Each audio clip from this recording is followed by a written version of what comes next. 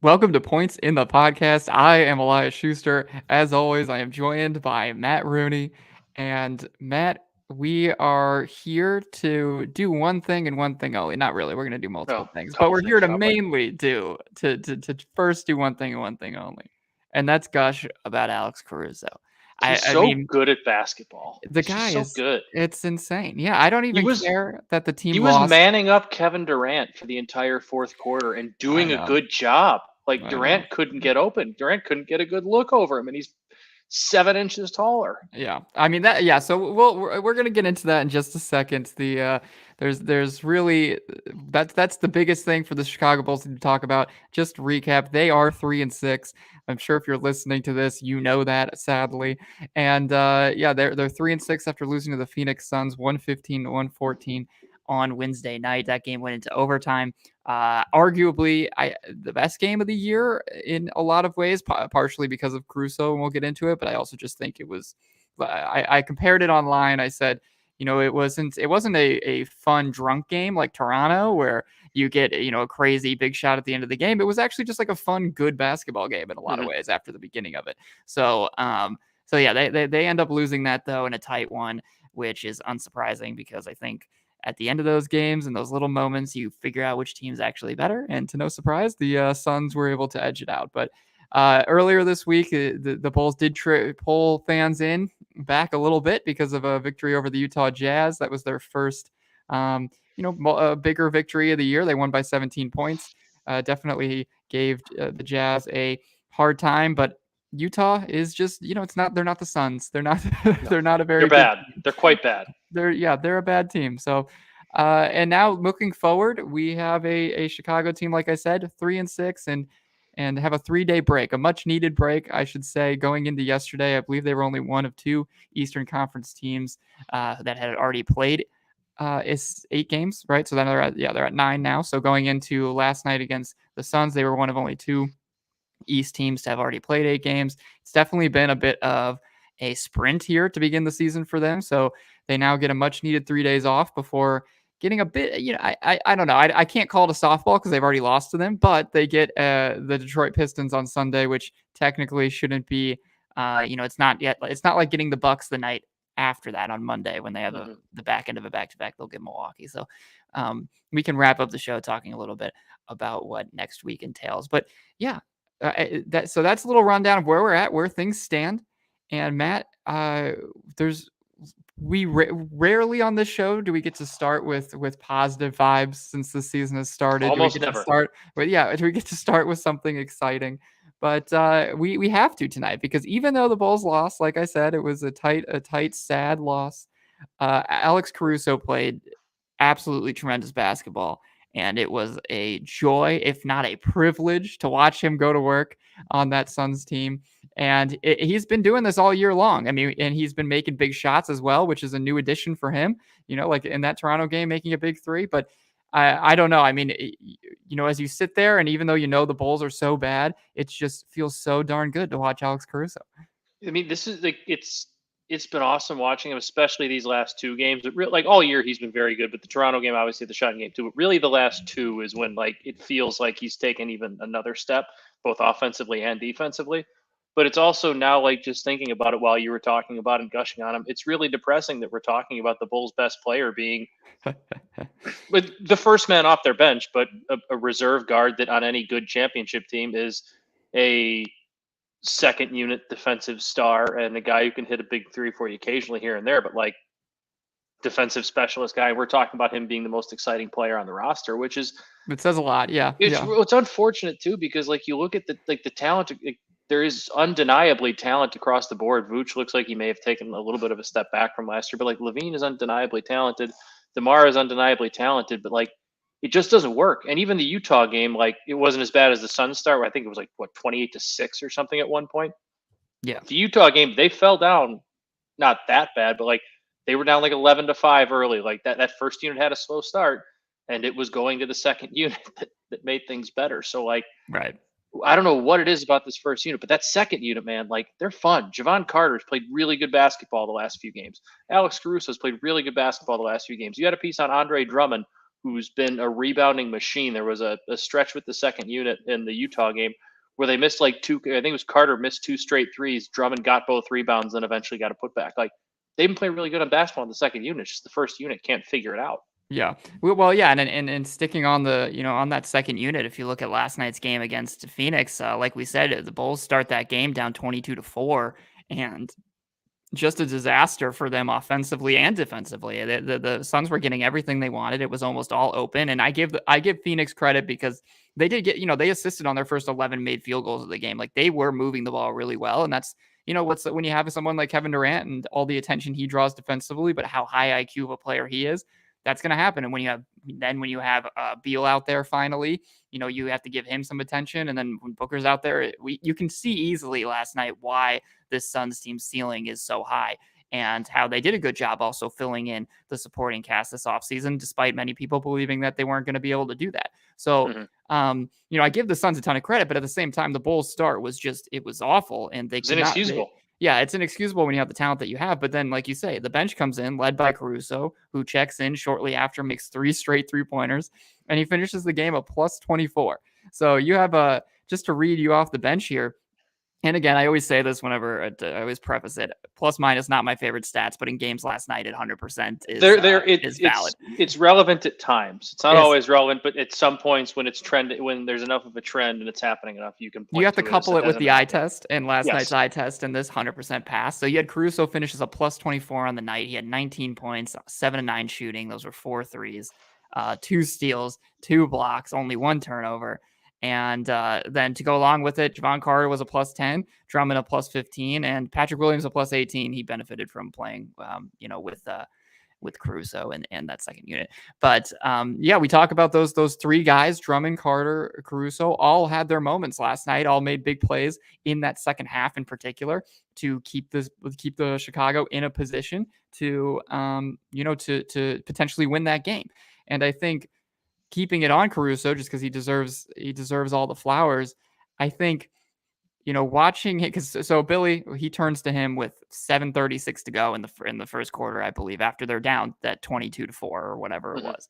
And like I said, he comes in, he doesn't know the rare thing is hitting the 3 straight threes. That was pretty crazy. They were open, but still he hasn't. He's been doing that a lot more this and I have no stats to back this up, but just strictly from the eye test and from what I've seen, from what I can recall, like it feels like he's hitting those open looks more than not only he ever has, but anybody on the team does this year. Well, the amount of times I see an open look and people miss it, every time it almost seems like he's draining that. Yeah, he's shooting 44% to start the year, so it's not bad. Not bad at all.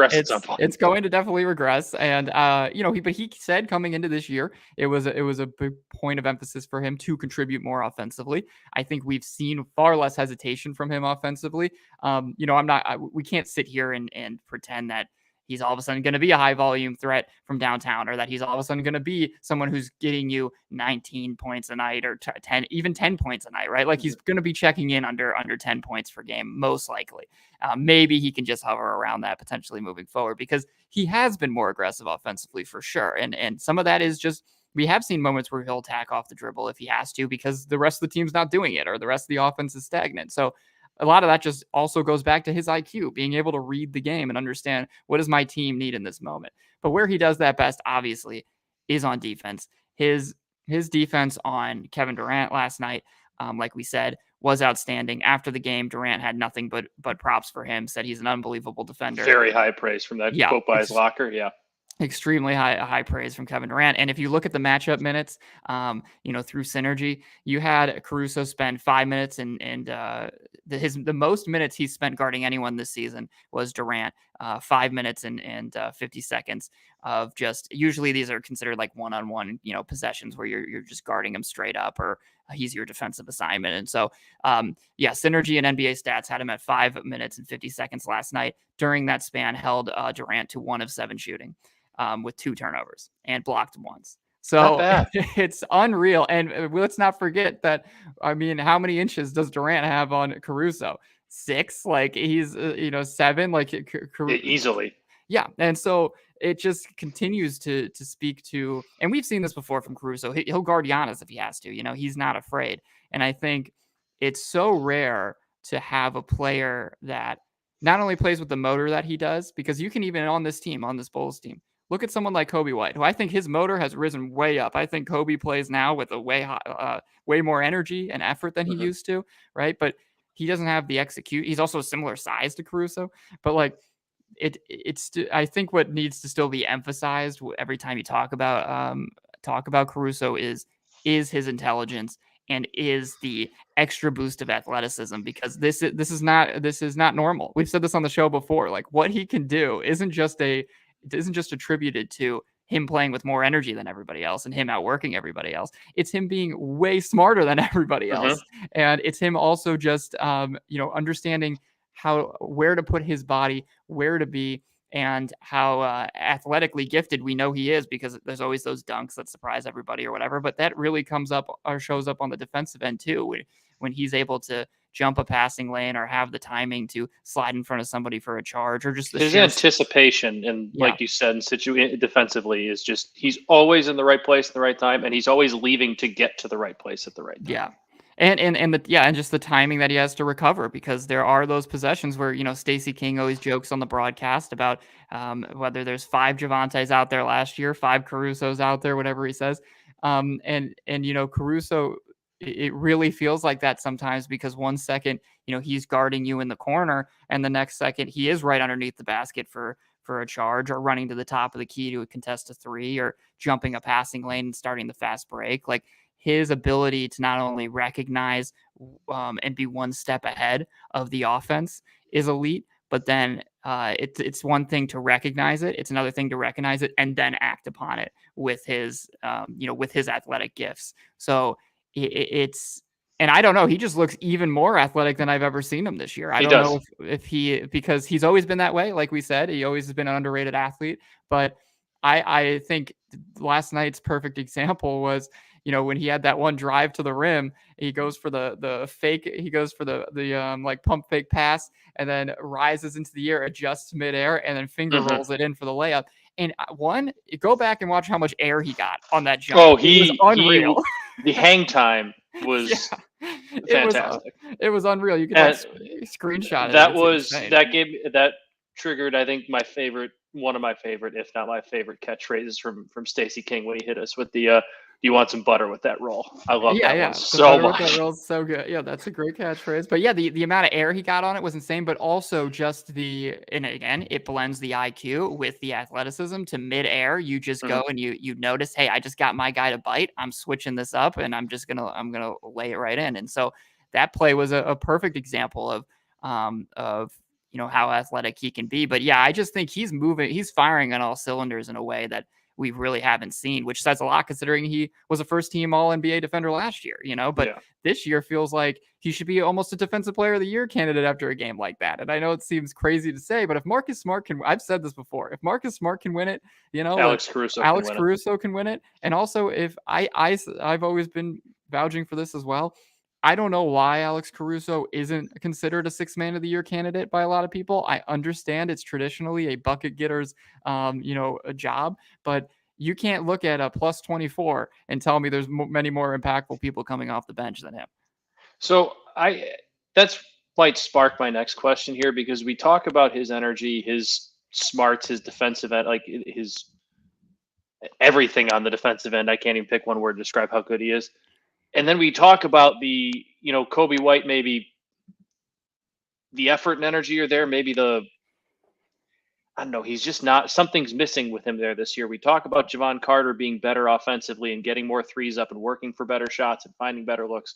Is there a time here where we see the Bulls go to a smaller starting lineup and insert Caruso and Carter into that starting lineup with Levine, with DeRozan, and with Vooch to like get some sort of Oh, that's something interesting. going? I Because didn't hear. Yeah, I yeah, haven't heard the they had Carter and Caruso. I they like had a that. smaller lineup last year at times a bit when Pat Bev came and they had some injuries.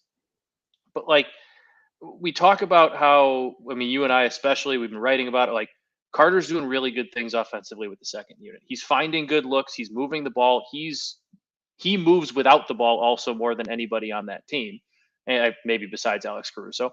Alex Caruso is doing that. Alex Caruso is hitting good shots. We talk about his offensive smarts. We talk about how good he is defensively. Javon Carter's tough to play defensively. do we see at any point those two guys jump to the starting lineup, the Bulls go small, and maybe like try to get the most out of your big three who are undoubtedly talented, but just something's missing from that group? Yeah, I that's interesting because I actually haven't heard the yeah, I'm not sure I've heard the case for Carter and Caruso, which might be something to look more into because I think that would make more sense than potentially just throwing one of them And in then there. like if you have a second unit with, I mean, obviously you're going to miss Caruso's defense, but if you have a second unit with, I mean, Craig and Williams are bigger guys, but they're both athletic. Like Drummond's a center, like good rebounder. Kobe White's gotten Yeah. better on the defensive end. Like you're not terrible defensively there either. And I just like I don't know. I think it gives the offensive units something, Well, some yeah, sort of shakeup, some sort of new look, and they very clearly need it. yeah. I think I would have. Yeah, so I gathering my thoughts on it. I would have probably two things to say. The first is the overarching standpoint, You're viewpoint, small. whatever you want to say. No, I'm not even looking specifically at the lineup. What I'm saying, because I think any of these type of conversations, even like the one we have putting Torrey Craig in there for Patrick Williams, Hmm. what first needs to be said is I don't think anything at this point is truly changing the trajectory of what this team can do. I think I you don't either, but like getting them back on track to being a possible team that is a 7 seed or no maybe a 6 seed with it. No, obviously they're not winning an NBA title. No, I understand, and Yeah. I think I just know that's like because especially with where certain Bulls fans are at, and where you look at this team, it's just like none of it matters because they need to blow it up anyway. Blah blah blah. I Hmm. think I don't disagree with that, but I think it's clear that this team isn't really heading in any sort of favorable direction, and we kind of know what they are.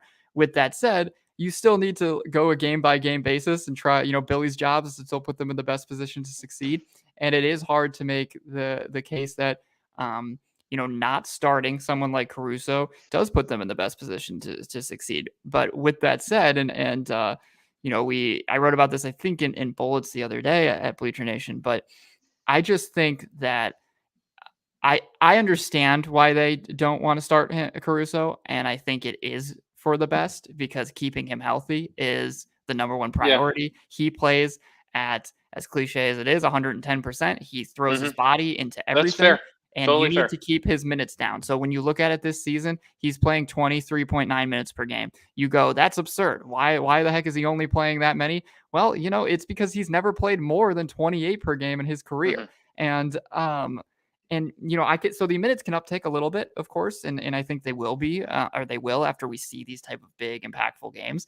But at the same time, what's worse is overdoing it with him, overexerting him, and then he's Yeah. not giving you this energy that you need every single game, and or him getting hurt and risking that. So I think it's rare because he's one of those guys that I do think is going to be best served off the bench because it also gives you an opportunity to use him in different ways throughout the game. Billy can just manage him like a Swiss Army knife, like where does he fit? Like last night. We Hmm. need him, or we basically should have been starting in a game last night. So Billy just quickly within 3 minutes said, "Okay, go in there, and You're in. you're gonna fix this up."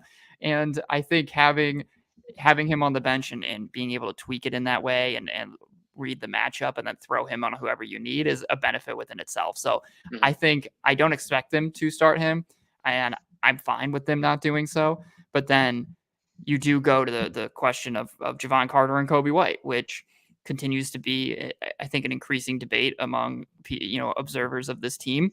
Um, it's just that one's tough for me because I think there's just really a trade-off there, like what Kobe does for you as someone who has a pretty quick first step, who can penetrate and get to the rim, is valuable for the way that they want to run their offense, and we see it at times. Javon's not really going to do that. He's not a threat off the dribble to give you much, but he is a really good movement shooter. Kobe's more of a spot up guy, so Carter's a little bit more wreaking havoc off the ball. That can that's a trade off offensively, and then defensively there is no question that Javon Carter would be the better option. And why originally I thought he would be the starter because I just thought that having that next to Levine and DeRozan made the most sense. Somebody with his on ball defense. So I think that's a change that we could still maybe see. But again, it's not like Kobe has played No, poorly I'm enough. not Like not meaning to be critical on Kobe White either. It's just like, and I'm not putting this on his shoulders and putting it more on the big three shoulders. But like, yeah, I can't not laugh when we call them the big three. Yeah. But like, just something's not really working there, and it's not that he's like deferential like Patrick Williams was, but I Right. just think that second unit we saw last year how special he can be in it, and like at times he was the best player on the floor when he was with that second unit, and it just let him run the offense a little bit more freely, and maybe not even in the back of his head have to think about being on the floor with the other three. Just like he was kind of the guy, and him and Patrick Williams, I thought played some of their best basketball. Yeah, I think at the end of the day, if they continued, to lose at this rate, before they would consider a blow it up, they would probably do that. They'd probably just try it out and see what it looked like. Um, Alex Caruso is the only untouchable. Everybody else can go. well, I think also, I guess that we should touch briefly on that idea I'm of. only half kidding when I say that too. Yeah, well, no, and that's why I do think we should talk about it because when you look at his potential value around the league, I mean, it's especially as a mid-season addition, someone that you can add to a contender, like that is 100% the type of player that pushes you over the top right away. And and honestly, the case could be made that he's that player more than someone like Zach LaVine is at the trade deadline. And Mm-hmm. that's not for me to say that Caruso should get you more than LaVine on the market. I don't necessarily think that that's the case. Maybe it would, it's surprisingly, or maybe they would be more similar than you'd think. But when you're looking at, okay, who can I, because that's what teams are going to be questioning right now. Who can I add right, in February that gives me a better opportunity to win a title? We see people add players like LaVine or, all-star caliber guys that need the ball in their hands. That's a way harder adjustment. Yeah. Caruso, it's not hard to add him into the picture at all. No. He's the type of needle mover for a contender. So I think they're going to be getting a ton of calls about him over the next 2 months. And I was just gonna say like they play Milwaukee on Monday night, and I know Milwaukee moved a bunch of assets for Damian Lillard, but we talked about how there was a defensive drop off there when they traded Drew Holiday and made the move for Lillard. Like that's a guy that and they obviously moved on from Grayson Allen too, who's somebody that gave them something defensively, and of course it's him that basically beat us last night with 8 frickin' 3-pointers. But like Alex Caruso is a perfect fit for I would think for them coming off the bench, defensive guy can kind of help make up for some of their defensive deficiencies they now have in that lineup, especially in the front court. That said, I just don't think they have the assets, but that's the team that just kind of popped in my mind. But yeah, I think they kind of moved on from everything that the Bulls would be interested in.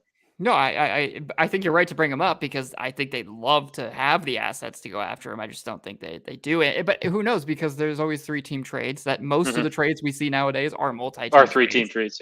Yeah, it usually we do see these contending teams just have to drag another team in because they don't have the assets and they figure something out that involves players or whatever. So it's always do the Warriors possible. have any like 2027 first round picks? I think the Warriors do have some picks, and the Warriors would be a very. They should trade us those late 2020 first round picks. Send them on over.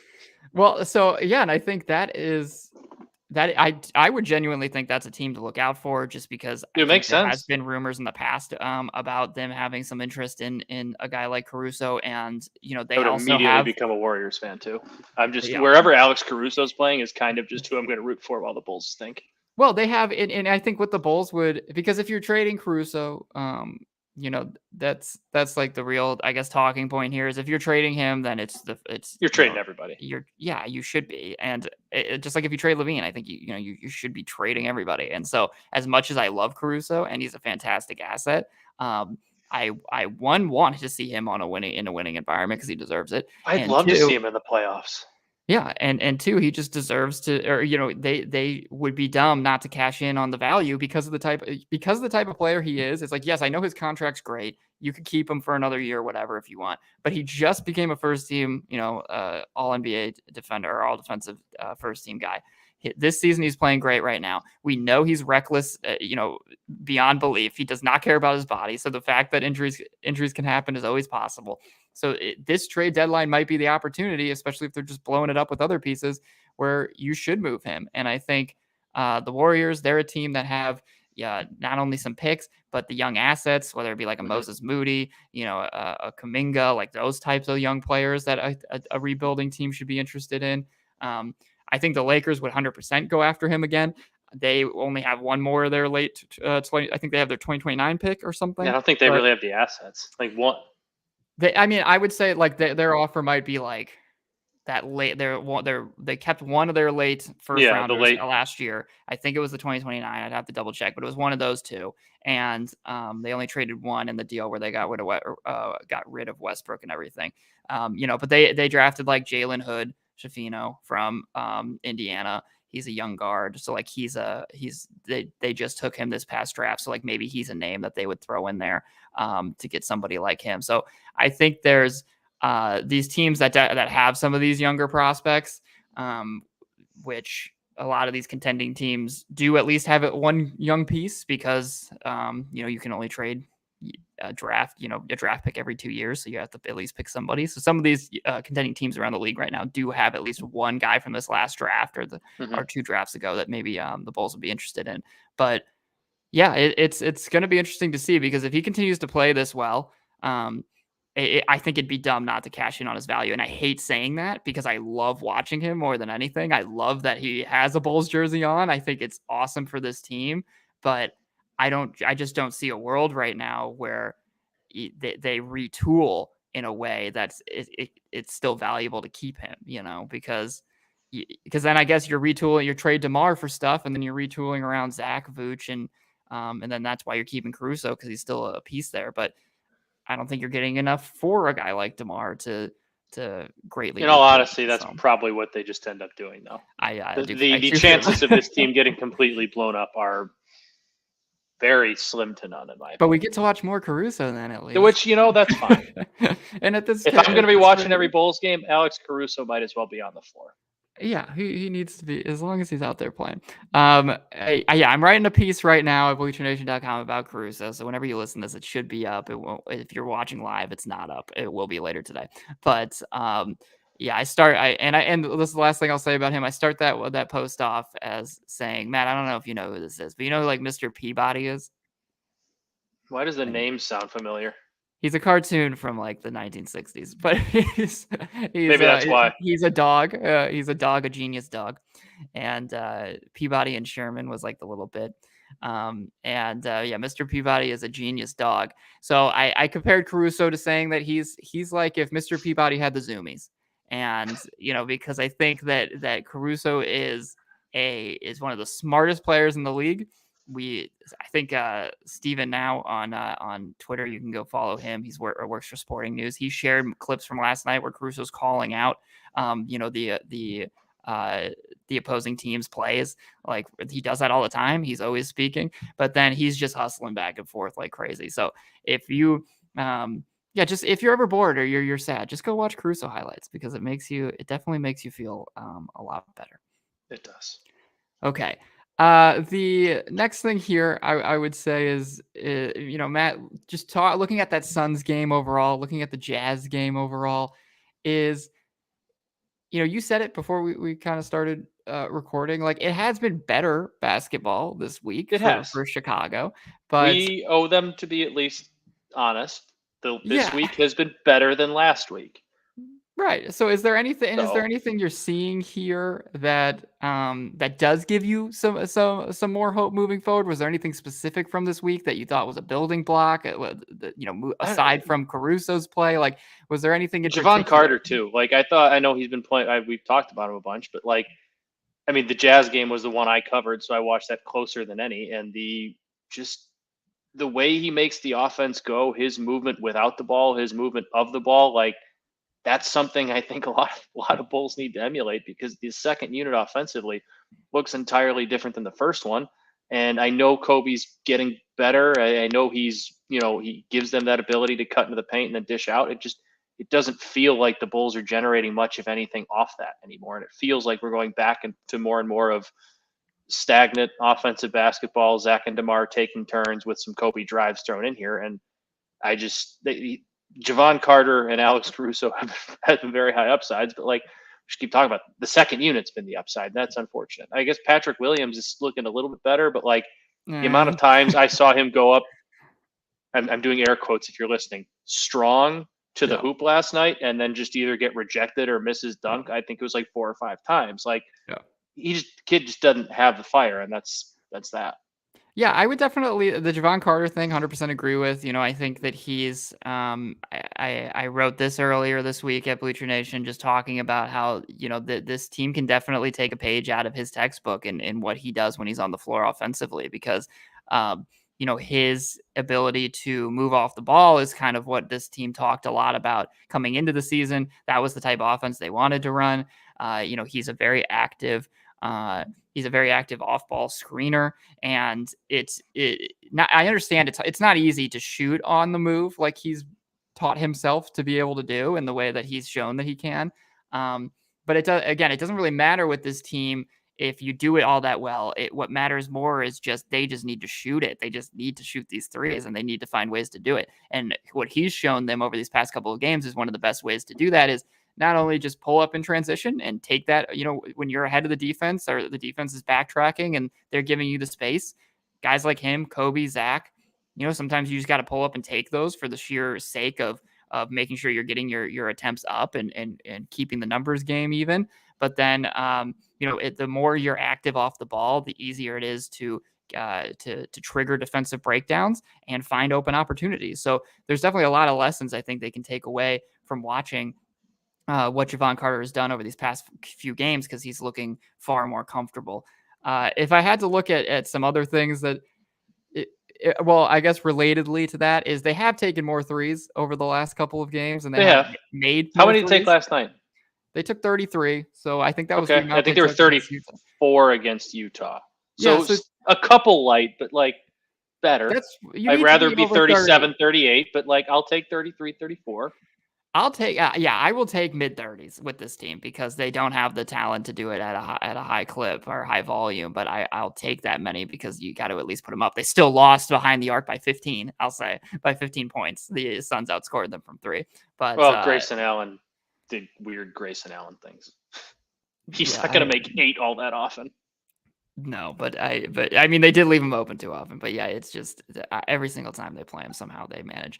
And I think what's also frustrating is that you look at some of these other areas, these last two games or last three games, honestly, if you go back to the game against, I think it was Denver, a similar situation, they keep winning these, or they're either winning or finishing, basically dead even in fast break points. And they're dominating points off turnovers. That's a thing that if we want to give this team any credit for doing something well, it's taking care of the basketball. They are they commit the fewest turnovers in the NBA right now. I will say some of that is due to the fact that their offense is so unoriginal and Yeah. that they aren't really moving the ball all that much, but they still deserve credit because their guys have taken care of the basketball. And conversely, with committing the fewest in the league, they're forcing some of the most in the league, and they're scoring some of the most points off turnovers. I think they're scoring the fourth most points off turnovers per game. At least that was going into last night's game, and then last night they scored 30 points off turnovers again for the second straight game. Against Utah, it was ridiculous. They won that battle 30-1, and then last night I think it was more like 30-12. But they're very good at that, and they deserve credit for that, and they continue to do that well.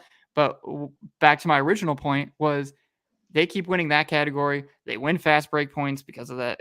Sometimes that category. They're better on the offensive glass, like we've talked about on this show, but they're 3-6, and it just can. And a lot of it goes back to even in a game where you make 14 threes, which is good for the Bulls, they let the Suns make 19.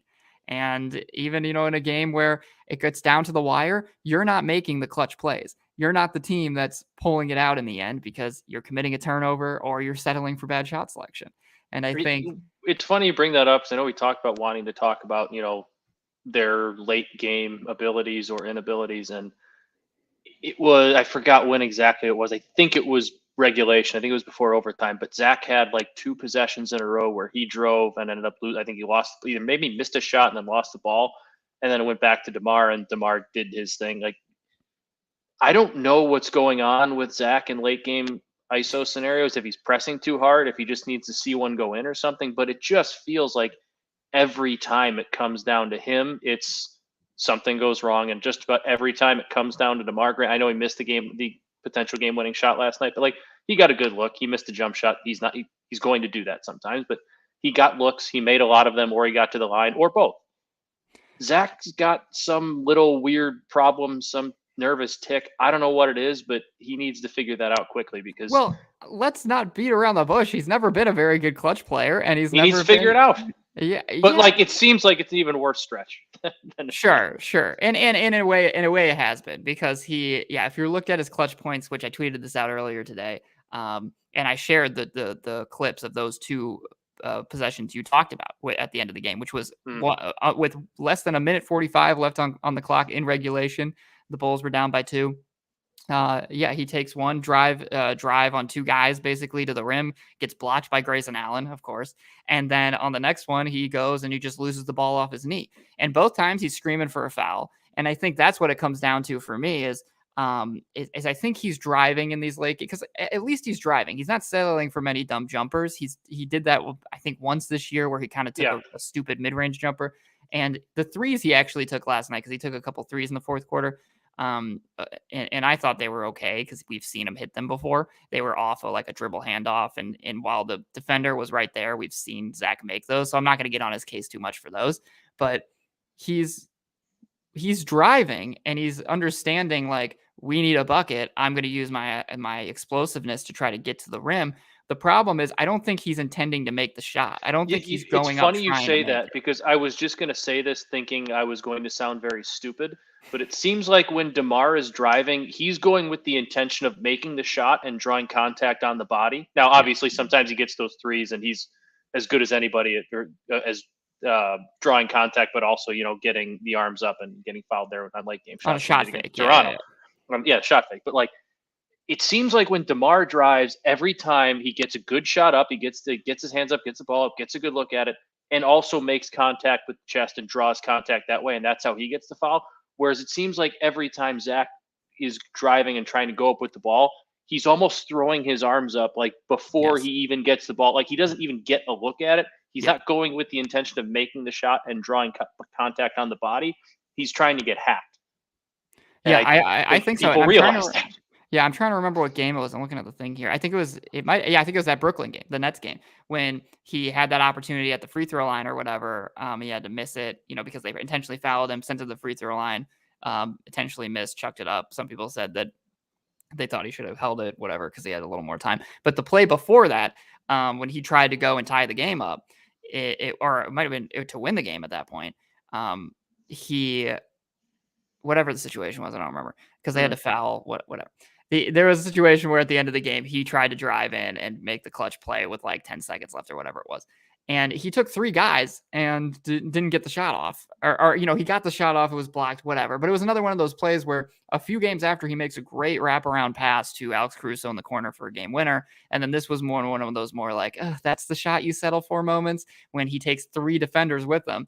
And it seems like the full intention is, I'm just trying to get to the line. And look, there's a benefit to playing that way at the end of the game. I want him to have a mindset of, I'm more athletic, more explosive than you. We need a bucket. I'm going to try to get us one in the paint. But you have to go up with the intention of the mindset scoring. has to be, I'm going to get us a hoop I'm going to get us 2 points at the bucket, not I'm going to get us 2 points at the line. And even if you get the end one or you get the 2 shots because you went up hard and got fouled, that's great. But you have to go up with the intent of, I need to make a basket, not I need to get fouled. Right. And he's never gonna. Yeah, he would. It's not anything that anyone's ever gonna admit by him saying like, no, of course I not. Try. But it's or I'm more concerned about getting the foul than I am making the shot, whatever. But I think it's even if he doesn't think consciously isn't thinking that way. It could be a subconsciously, but also if he is truly trying to go up and score, and his full intention is like, I think I can make this shot, then he just needs to hold on to the ball better, because this guy loses the ball a million times when he's driving to the basket. He does it over and over and over again. We've seen it all the time.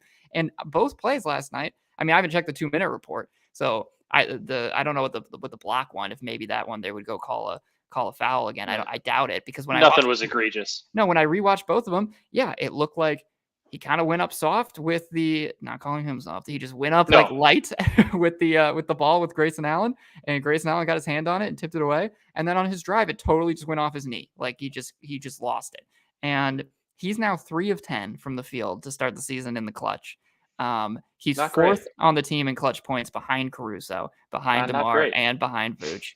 And he hasn't taken a single three in the clutch this season. Not great. So I don't know. Like you said, it's worse than normal, but he also just has always struggled in these late game situations. Yeah.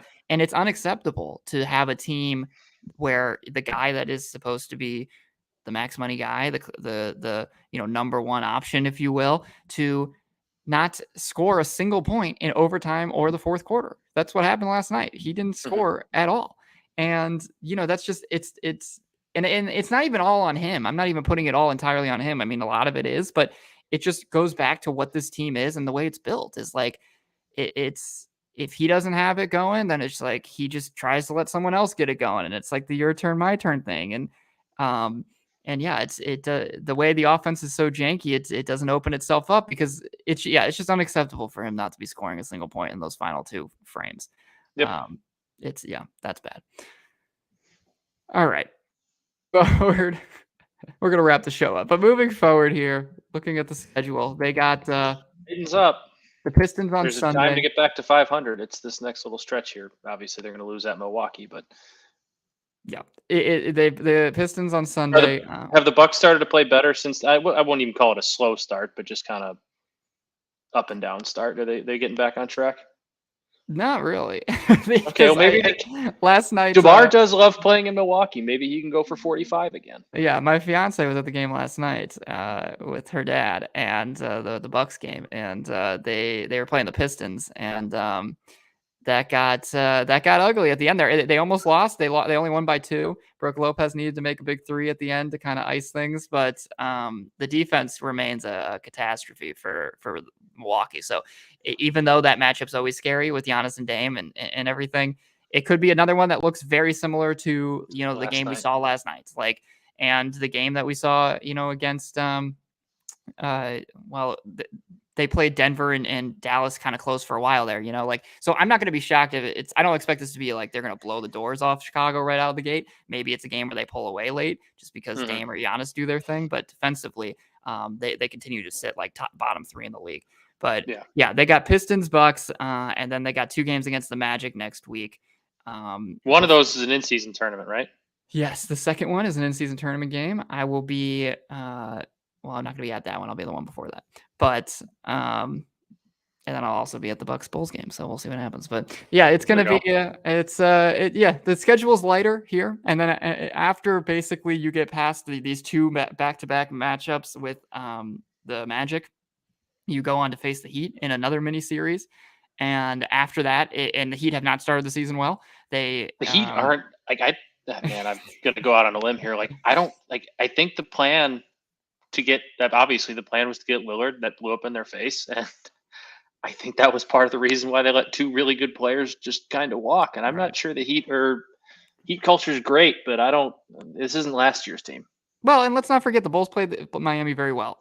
They did in the regular season last year. So even if the Heat are fine or they put it together, this specific Bulls, it's a copy and paste Bulls team. So this year you could expect similar things likely. I think they should play a team like Miami decently well. So yeah, this is the opportunity here. If they want to get this thing back on track, and back on track is literally just 500. If they want to do that, now is the time. Otherwise, I think we're going to be in 2 weeks' time on this show, probably just going to be a trade rumor show, just talking about all the different possible hot stove trade spots. Yeah. All right, that is going to wrap things up for us. Thank you, everybody, for listening. Hope you enjoyed the Alex Caruso talk. For more on Caruso and any Bulls stuff, which you're like, why would I want more Bulls content? Hey, but maybe it's still interesting to read. It's still interesting to read. It might not be good, but it's still interesting and educational. And it's still, and we're angry with you. So if you want to be angry with us, come to Bleacher Nation. Bleacher Nation is a fan site. Bleacher Nation, we're not, we don't work for the team. We're not, professional journalists writing for the Chicago Tribune. We're fans. We're fans just like you. We get angry. I'm not trying to. Should have seen the group text this morning after Jason Benetti announced his move to the Tigers.